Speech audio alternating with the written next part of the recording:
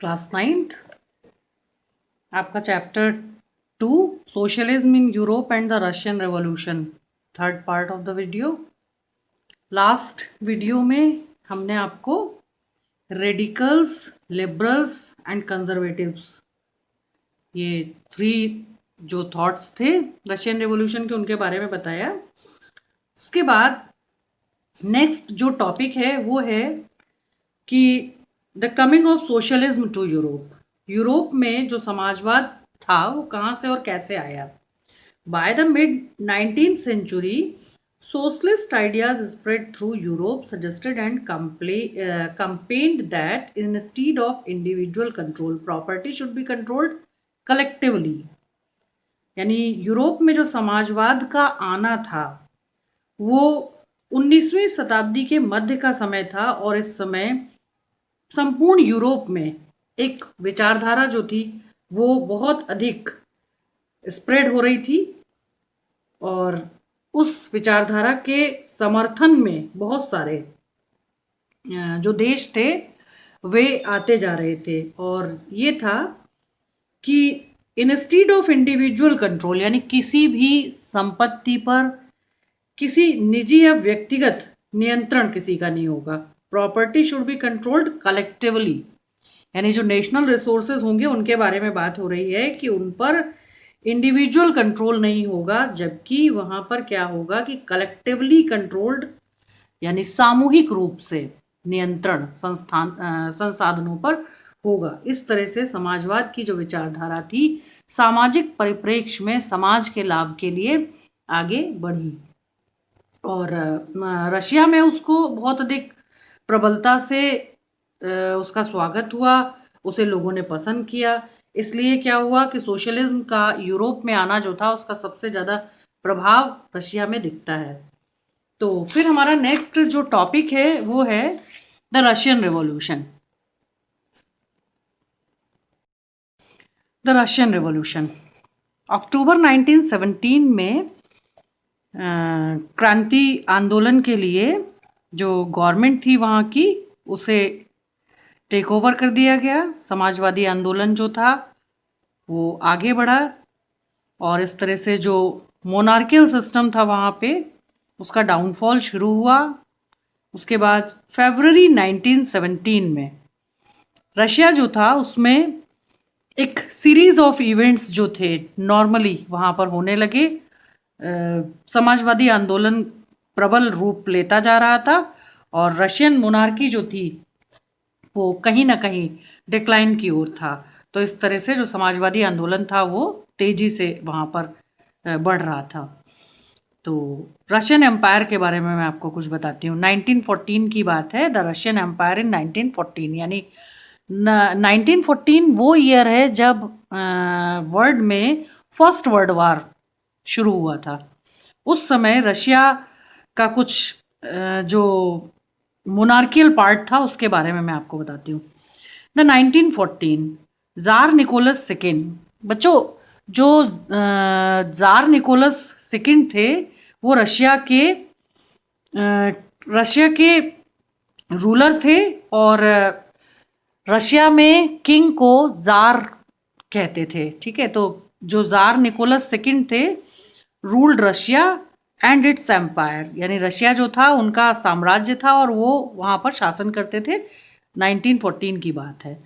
Besides the territory around Moscow, है ना, ये जो उनका मॉस्को के आसपास, मॉस्को वहाँ की राजधानी है, उसके आसपास जो पार्ट्स थे वो सभी उनके किंगडम में आते थे। और ये मैं आप लोगों को लास्ट वीडियो में भी बता चुकी हूँ, बहुत सारे कंट्रीज के उसमें नाम लिए गए थे, वो सभी जो थे वो उनके पार्ट्स थे। उसके बाद मैंने ये भी बताया था आप लोगों को पिछले वीडियो में कि वहाँ पर बहुत ही ऑर्थोडॉक्स क्रिश्चियन लोग रहा करते थे। उसके बाद क्रिश्चियनिटी जो थी वो 2 पार्ट्स में डिवाइड हुई। एक जो थे उन्हें कैथोलिक्स कहा गया, जो ट्रेडिशनली बाइबल पर बिलीव करते थे, जो उन कहानियों पर बिलीव करते थे और जो उन्हें ट्रेडिशनली मानते थे। वे एक नई सोच वाले लोग जो थे वहाँ पर वो थे आपके प्रोटेस्टेंट, और बाद में एक प्रोटेस्टेंट मूवमेंट भी चला। और प्रोटेस्टेंट जो थे वो बाइबल की कहानियों को एज इट इज़ नहीं, क्योंकि कैथोलिक्स के टाइम की बात इसलिए, जो वो ऑर्थोडॉक्स थे वो इसलिए थे कि क्रिश्चियनिटी की का जो फर्स्ट ग्रुप था जिसे हम कैथोलिक्स कहते हैं, वो एक यूरोप में ओरल और वर्बल कल्चर था, जिस समय केवल बाइबल की जो कहानियां होती थी वो कुछ ही लोग पढ़ पाते थे, एक एलीट क्लास होता था, क्योंकि बुक्स जो थी वो हाथों से लिखी जाती थी तो बहुत ही एक्सपेंसिव होती थी और एलीट क्लास तक ही पहुंच पाती थी। कॉमन लोग जो है वो बुक्स ले नहीं पाते थे, तो बाइबल टाइप की जो कहानियां थी या जो होली बुक्स थी उन्हें कुछ लोग ही पढ़ पाते थे। और उसके बाद बार्बर शॉप्स में, टी एंड कॉफ़ी शॉप्स में कॉमन लोगों तक वहाँ पर जो कम्युनिकेट करते थे लोगों से, जो एलीट क्लास के लोग, वो वहाँ पर ओरल एंड वर्बल कल्चर के थ्रू कम्युनिकेट किया करते थे उन कहानियों को। और कैथोलिक्स का मतलब ये था कि वो लोग उन्हीं सुनी सुनाई कहानियों पर विश्वास कर लेते थे। लेकिन जो प्रोटेस्टेंट थे उन्होंने क्या किया था कि उन कहानियों में सच्चाई पर विश्वसनीयता, यानी उनकी लेजिटिमेसी जो थी उस पर कहीं भी प्रश्न चिन्ह नहीं उठाया था, लेकिन कुछ बातें जो थी उनमें लॉजिक ढूंढने की बात कही थी, या उनका जो एक तारतम्य था, जो उनका एक सीरियल था कहीं जो मिसिंग था उसमें कुछ भी, तो उस मिसिंग पार्ट को यानी क्वेश्चन मार्क मानते हुए उन्होंने कुछ अपने आर्ग्यूमेंट्स वहां पर दिए थे। तो इस तरह के जो लोग थे वो प्रोटेस्टेंट्स कहलाए। और दूसरे वहां पर था कि मुस्लिम्स, जो इस्लाम धर्म था उसका भी कुछ प्रभाव कुछ पार्ट पर वहां दिखने लगा था, एंड बुद्धिस्ट जो था वो बौद्ध धर्म का प्रभाव भी वहां तक पहुंच गया था। तो इस तरह से लास्ट वीडियो में हमने आपको बताया था। उसके बाद है कि क्योंकि वहाँ की इकोनॉमी और जो सोसाइटी थी वो दोनों ही प्रभावित हो रहे थे, क्योंकि बहुत अधिक प्रभावित थे, क्योंकि वहाँ पर जो क्राफ्टमैन थे, यानी जो शिल्पकार थे जो काम करते थे, जो मेटल वर्कर्स थे जो काम करते थे, जो टेक्सटाइल वर्कर्स थे जो काम करते थे, वे बेहद ही हार्श कंडीशंस में काम करते थे। और हार्श कंडीशंस में काम करते थे तो क्या होता था कि वर्किंग आवर्स काफ़ी लंबे होते थे, वेजेस काफ़ी कम थे, वो लोग डिससेटिस्फाइड थे। तो इस तरह से क्या हुआ कि उन्होंने भी क्या किया कि जो समाजवाद का रास्ता था या समाजवाद की जो एक प्रबल विचारधारा आ रही थी, वे सभी कहीं ना कहीं अपना फायदा देखते हुए उसका अनुसरण करने के लिए तैयार थे मानसिक तौर पर।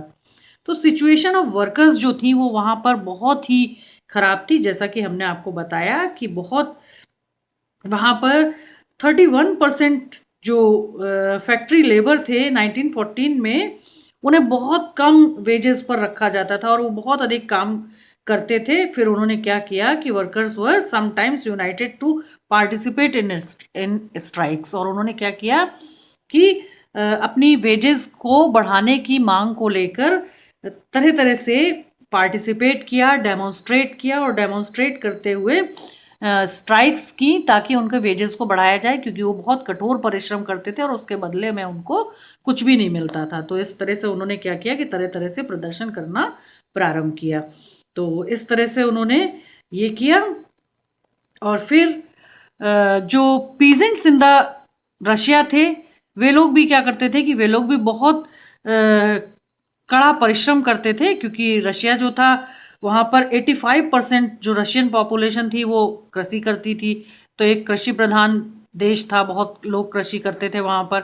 तो इस तरह से कृषि करते थे। फिर क्या हुआ कि 1905 में 1905 में एक वहाँ पर घटना हुई थी, जिसके कारण क्या हुआ कि ये जो घटना थी, ये घटना के बारे में हम आपको बताते हैं। ये था कि in the beginning of the 20th century Russia was still an autocracy, यानी 20वीं शताब्दी के प्रारंभ में रशिया जो था एक निरंकुशवादी शासन या एक निरंकुश राजतंत्र के हाथ में था, जिसके शासक जो थे उनका नाम था जार निकोलस सेकेंड।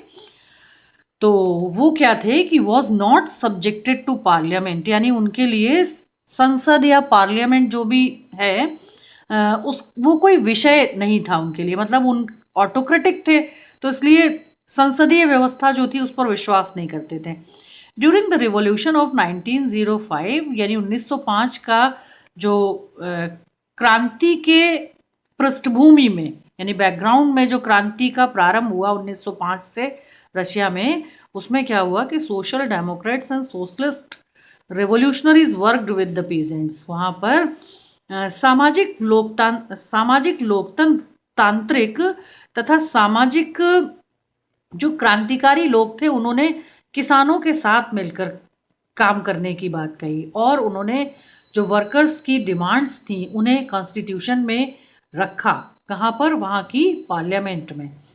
और क्योंकि वो बातें जो वो पार्लियामेंट के पटल पर रखना चाहते थे, जो प्लेटफॉर्म उन्हें पार्लियामेंट के रूप में वहाँ पर मिला अपनी डिमांड्स रखने का, इससे पहले ज़ार के टाइम में उन्हें कभी भी कोई प्लेटफॉर्म अपनी डिमांड्स रखने के लिए नहीं मिला था, क्योंकि वो ऑटोक्रेटिक थे, वो किसी की सुनते नहीं थे। They were supported in the empire by nationalist and in Muslim dominated areas by jihadists who wanted modernized Islam to lead their societies। यानी वहाँ पर क्या हो रहा था कि एक तो संसद का एक पटल मिला उन्हें अपनी बात रखने के लिए, और कहीं ना कहीं वे जो थे वो एक राष्ट्रवादी जो आंदोलन था उसे प्रोवोक कर रहे थे, उसको यानी प्रोत्साहित कर रहे थे, उसे प्रमोट कर रहे थे। और करते हुए उन्होंने क्या किया कि उसमें एक मुस्लिम डोमिनेटेड पार्ट जो था यूरोप का, उसको भी आधुनिक बनने में मदद मिली इस सोशलिस्ट नाम की विचारधारा के कारण। तो इस तरह की एक घटना हुई, यानी कि जो क्रांति थी, मेन बात यह है कि जो क्रांति थी उसके लिए जो उस परिदृश्य में जो घटनाएं हो रही थी क्रांति को लेकर, वो 1905 से ही वहाँ शुरू हो गई थी, क्योंकि जो वहाँ के वर्कर्स थे वो समाजवादी विचारधारा के साथ मिलकर 1905 में वहाँ की संसद के प्लेटफॉर्म से जो ऑटोक्रेटिक शासक थे वहाँ के ज़ार निकोलस सेकेंड, उनके समक्ष अपनी डिमांड रख रहे थे। क्योंकि हमने आपको भी बताया था कि वहाँ के जो लेबर क्लास के लोग थे उन्हें बहुत ज़्यादा कठिन परिश्रम करना पड़ता था और उसके बदले में उन्हें पारिश्रमिक बेहद कम मिलता था। तो ये एक ऐसा समय था, और एक नई विचारधारा के साथ सामंजस्य बिठाना, एक एडजस्टमेंट करना, एक हारमोनियस लाइफ जीना उनके लिए बहुत मुश्किल हो रहा था। तो क्या हुआ कि a bad time for Russian workers. लेकिन इससे पूर्व का जो समय था, क्योंकि अभी हमने जो बात बताई वो 1905 की घटना थी, उससे पूर्व में 1904 की घटना हुई। ये जो टाइम था ये अपने आप में एक बहुत बैड टाइम था रशियंस के लिए, रशियन वर्कर्स के लिए स्पेशली, क्योंकि वहाँ पर क्या था कि 1000 of workers went on strike, यानी अपनी डिमांड रखने के लिए उन्हें कोई भी मौका नहीं मिल रहा था, उन्हें कोई प्लेटफॉर्म नहीं मिल रहा था। तो उन्होंने क्या किया कि अपनी मांग रख नहीं पा रहे थे, इसलिए उन्होंने क्या किया कि स्ट्राइक पर चले गए, हड़ताल पर चले गए। और इसके बाद उन्होंने डिमांड की कि reduction in working hours to 8 hours, यानी कि क्या किया जाए कि हमारे जो वर्किंग आवर्स हैं उनको रिड्यूस किया जाए और 8 आवर्स उनको फिक्स कर दिया, यानी 8 घंटे वो काम करें। And increase in wages and improved working conditions, और उसके बाद उनके पारिश्रमिक को बढ़ाते हुए उनके जो काम करने की दशाएं हैं उन्हें सुधारा जाए। तो इस तरह की जो मांगे थी, जब उन्हें 1904 में डिसमिस कर दिया गया था असेंबली ऑफ रशियन वर्कर्स के साइड से, जब उन्हें डिसमिस कर दिया गया तब क्या हुआ कि उन्हें मजबूरी में इसी समय हड़ताल पर जाना पड़ा। और हड़ताल पर जाते हुए उन्होंने ये 2 मुद्दे जो थे उन्होंने रखे थे। उन्होंने कहा कि जो रियल वेजेस हैं उनमें 20% का इजाफा किया जाना चाहिए, यानी उनको बढ़ाया जाना चाहिए, वर्किंग आवर्स कम किए जाने चाहिए, और जो वर्किंग कंडीशंस हैं उनको इम्प्रूव किया जाना चाहिए। तो इस तरह से वहाँ के वर्कर्स की मांग थी। लेकिन फिर क्या होता है, क्योंकि वे लोग फिर अपनी मांगों को लेकर हड़ताल पर चले गए, और हड़ताल पर जाने के बाद जो है वो आगे के जो इंसिडेंट्स थे वो शुरू हो जाते हैं। तो ये जो इंसिडेंट है इससे जुड़ा हुआ ये है the incident of bloody Sunday. Bloody Sunday नाम का जो इंसिडेंट वहाँ पर होता है वो रविवार का दिन था और बड़ा ही रक्त रंजित इतवार था वहाँ का। और ये जो टाइम था ये बड़ा ही वहाँ के लिए स्मरणीय समय था, जिसको कि एक बहुत यानी पेनफुल टाइम के रूप में याद किया जाता है वहाँ के नागरिकों के द्वारा। तो in 1905 on one Sunday the procession of workers led by father Gapon, एक फादर गापून थे वहाँ पर जो चर्च के पादरी थे।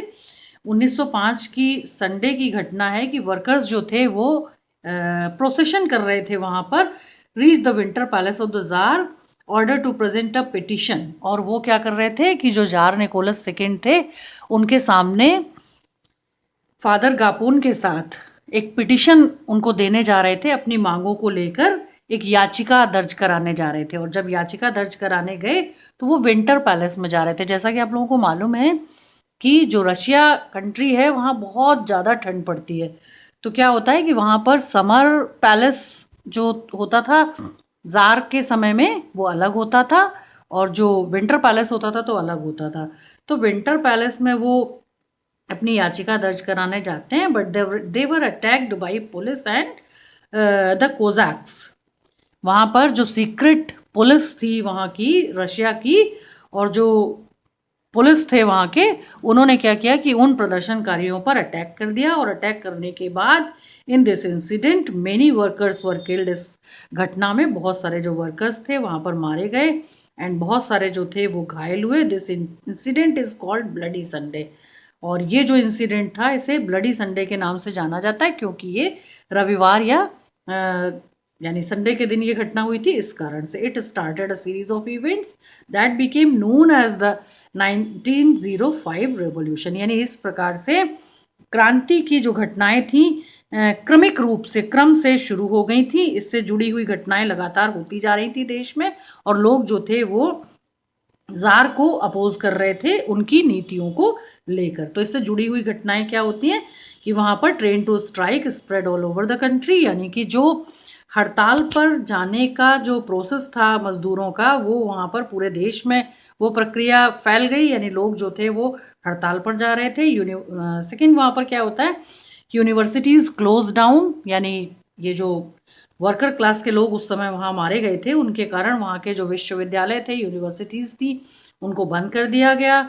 स्टूडेंट बॉडीज स्टेज्ड वॉकआउट्स, और जो स्टूडेंट लोग थे उन्होंने क्लासेस को वॉकआउट बोल दिया, complaining about the lack of civil liberties. और इन लोगों की मृत्यु होने के कारण, जो लेबर क्लास के लोग वहाँ मारे गए थे, तो वहाँ पर लोगों ने, जो वहाँ के सिटीजन्स थे, उन्होंने लैक ऑफ सिविल लिबर्टीज़ यानी नागरिकों की सुरक्षा को लेकर जो प्रश्न थे वो शिकायत अपनी दर्ज कराई। Doctors, lawyers, engineers and other middle class workers establish the union of unions and demanded a constituent assembly. और क्या हुआ कि जो वहाँ का शिक्षित वर्ग था, जो हाईली एजुकेटेड लोग थे, उन्होंने क्या किया कि वहाँ पर एक मिडिल क्लास वर्कर्स के लिए एक यूनियन एस्टैब्लिश की। और क्या किया कि उन्होंने एक डिमांड रखी कि हमें एक कॉन्स्टिट्यूएंट असेंबली चाहिए, जिस असेंबली में एक ऐसा प्लेटफॉर्म डेवलप किया जाए, एक ऐसा प्लेटफॉर्म हो जिससे कि वो लोग अपनी बात को रख सकें। During the 1905 revolution, the Tsar allowed the creation of an elected consultative parliament। फिर 1905 में क्या होता है कि वहाँ पर क्रांति के इन्हीं जो सीरीज में जो इवेंट्स हो रहे थे उसमें जार निकोलस जो थे उन्होंने क्या किया कि अनुमति दे दी, और अपने देशवासियों को कहा कि आप लोग क्या करिए कि एक कंसल्टेटिव पार्लियामेंट, यानी कि एक ऐसी पार्लियामेंट जिसमें कि आप कंसल्ट कर सकते हो, अपने मामलों पर किसी से सलाह ले सकते हो, बात कर सकते हो, इस प्रकार का एक कंसल्टेटिव पार्लियामेंट जो है उसको एस्टैब्लिश किया जाए, और उसे वहाँ पर ड्यूमा कहा गया था। A large number of trade unions and factory committees made up of factory workers also existed for short time. और क्या हुआ कि बहुत इसी समय उनके देश में बहुत सारे जो वर्कर्स थे उन्होंने मिलकर ट्रेड यूनियंस बनाई, यानी कि अपने आप को ऑर्गेनाइज किया। और ऑर्गेनाइज इसलिए किया कि जो कंसल्टेटिव पार्लियामेंट थी उसके समक्ष वो अपनी बातों को और अपनी मांगों को रख पाएँ।